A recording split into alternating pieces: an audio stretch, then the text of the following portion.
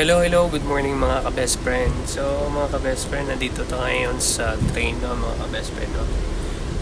Yun nga mga ka-best friend, pupunta muna kami ngayon sa Toronto mga ka-best friend kasi nga ay may pupuntahan kami doon sa Philippine Consulate na napaka-importante, no? So kailangan naman magpa-authenticate ng documents kasi nga walang authentication dito sa Niagara Falls. So pupunta kami doon mga ka-best friend sa Toronto. So ito kami ngayon sa train. So ayan, para may dito kami sa San Juanico Bridge mga ka-best friend. So yun, so